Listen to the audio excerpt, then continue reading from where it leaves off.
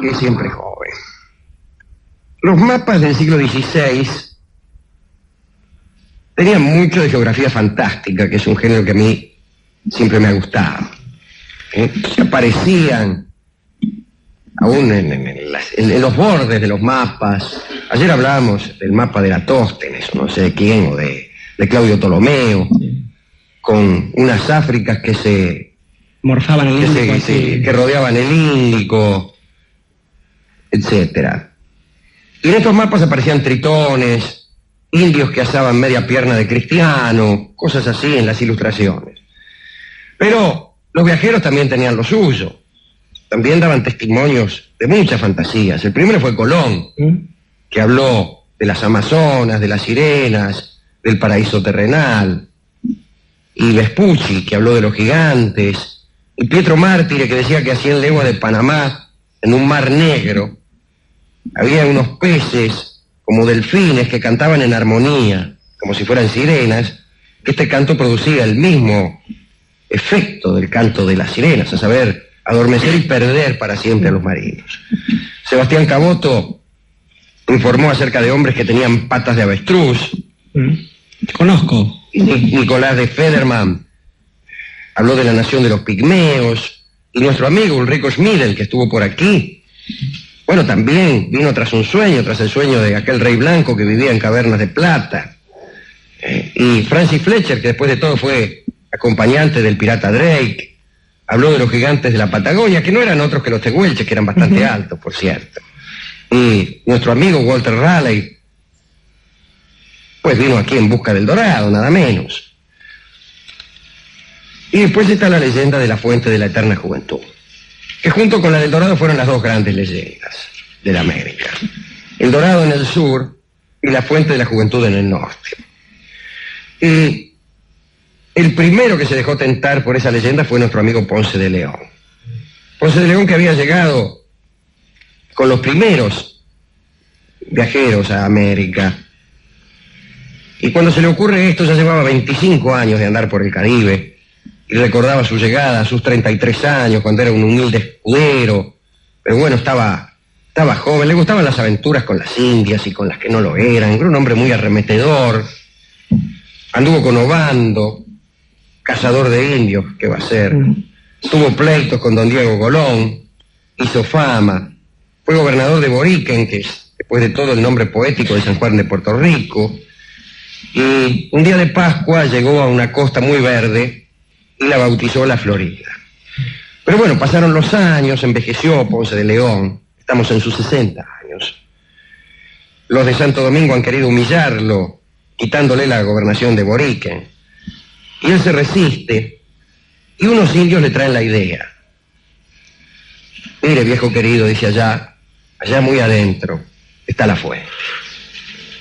Y Ponce queda como embrujado, porque, fíjense esa idea, cualquiera de nosotros.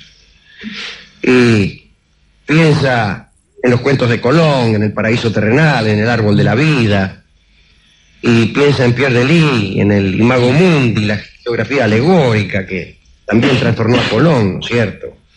Y las rocas encantadas con los ríos del mundo que le brotaban de allí. Y le han contado también que en Huancavelica del Perú está el río de la muerte, y parece que el agua transforma en peña todo lo que baña, y si de ella se bebe, el agua se congela en el vientre y se vuelve piedra y uno revienta. Contrapunto de este río, me acuerdo de Estigia, el río de los infiernos, uno de los ríos de los infiernos, que tenía varias propiedades. Una, la de romper los cacharros, pero otra también es la de hacer decir la verdad. Quien juraba por el Estigia no podía faltar a la verdad. Contrapunto de este río de la muerte, del de Huancavelica, era quizá la fuente de la vida. Y habrá recordado Ponce de León a Juan de Mandeville, que en el libro de las maravillas hablaba de una fuente en el Asia. Él decía que la había visto, esa fuente, que había bebido de ella 3 veces y que se mantenía joven, porque los que de ella beben, decía Mandeville, son siempre jóvenes. Y para buscar esa fuente, que los indios localizaban en la Florida, Ponce de León movilizó un ejército de ingenuos mocetones. Y allá se fueron, y bueno, imagínense, no quedó ni un río ni un arroyo donde no metieran el morro, eran claro. estos tipos. Sí. Gran cosa era, bueno, que estos hidalgos se bañasen.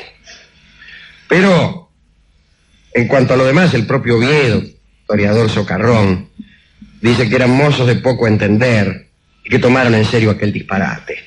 Pero allí anduvieron y no encontraron nada. Se bañaron en todos los ríos, en todos los arroyos, en todas las lagunas, en todas las fuentes. Lo que sí encontraron fue unos indios flecheros, los más gallardos y vigorosos que hubiesen visto. Parece que los arcos que estos tipos distendían no era capaz de abrirlos ni el más esforzado de los españoles, y que las flechas que disparaban eran capaces de atravesar un caballo por el costado, de lado a lado, y también atravesaban las armaduras. Nunca se había visto nada igual. Y Ponce experimentó en sus propias carnes el poder de esta flecha, porque una le entró en la pierna y volvió a las islas con la pierna flechada, y por el agujero entró la muerte y se murió Ponce, que iba buscando la juventud y encontró la muerte. Y después fue Pánfilo de Narváez a la Florida. Vamos a hacer corta esta recordación de Pánfilo, a quien lo vemos primeramente combatiendo inútilmente a Cortés, siendo humillado por Cortés. Fue muy sonso, a punto tal que Pánfilo quedó como sinónimo de pavo. Pero vencido y tuerto, se fue a la Florida, creyendo que en la Florida también había un continente, y oyendo también aquellas leyendas. Este salió de España con 700 hombres. Y bueno, ustedes ya conocen la historia de Pánfilo en la Florida, porque la contó muy bien Álvar Núñez Cabeza de Vaca en su libro Los naufragios. Tempestades, llegaron un Viernes Santo, y ríos, lagunas, canales, chozas, buscaban oro y fuentes milagrosas y encontraron el hambre. Llegaron a los Apalaches y hubo naufragios, digo, en la tierra y en el mar. Se volvieron a la costa como pudieron, con unos pocos caballos. Ya no tenían barcos porque sus barcos habían naufragado. Construyen barcos nuevos en 40 días, mataban a los caballos uno por uno para comérselos, y con las crines hacían jarcias y con las camisas hicieron velas. En una gran prueba de ingenio construyeron unos barcos, se hicieron a la mar y naufragaron de nuevo. Y se salvaron 4. Uno de los que se salvó fue Álvar Núñez, que como ustedes saben, se cruzó a pie la América del Norte y después le quedó resto como para venir aquí a ser adelantado. Pero hubo un interludio en la vida de Álvar Núñez que lo usó para escribir Los naufragios. Estuvo en España y en Los naufragios dice: aquí solo quedan apuntes de mis desventuras, pero hay algo que no digo a nadie sino al rey. Y todos empezaron a conjeturar que aquello que Álvar Núñez no decía a nadie era precisamente la ubicación de la fuente de la juventud o algo. Entre los que creyó esto estaba otro amigo nuestro, a quien habíamos encontrado ya en el Perú, uno de los 13 de oro, creo, de los 13 del destino, Hernando de Soto. Aquel que es recordado en el capó de numerosos automóviles. Claro que sí. Con una cabeza de indio. Un hombre valiente, mañoso, gallardo, fino. Suele decirse que era la segunda lanza de América. Yo nunca supe quién sería la primera. Bueno, arma un viaje y todos quieren lugar en esa nave. Vienen hasta del Portugal para meterse en esa nave. Y llegan a la Florida, y lo único que encuentran son ríos y ríos y ríos y ríos y ríos, porque en realidad empezaron a caminar por la costa del Golfo de México. Y están los nombres, no hacían más que encontrar ríos y ponerle nombre. Y el río de la Paz, de las Canoas, de la Cruz, de la Navidad, de los Arenales, de las Nieves, de Flores, de Los Ángeles, de Oro, de los Pescadores, del Espíritu Santo. Pero por ahí llegan a un río que era más grande que los otros. Ese río era el camino que anda, era el Mississippi, el árbol que sostiene en sus ramas a la América del Norte, el padre de los ríos. The Old Man River, diríamos, Sí, incluso claro. por ahí cerca. Y llega Hernando de Soto buscando también esa fuente milagrosa, encuentra un río también milagroso, pero también encuentra unas fiebres y se muere. Antes de morir, cuentan, encontró tiempo para despedirse uno por uno de sus hombres.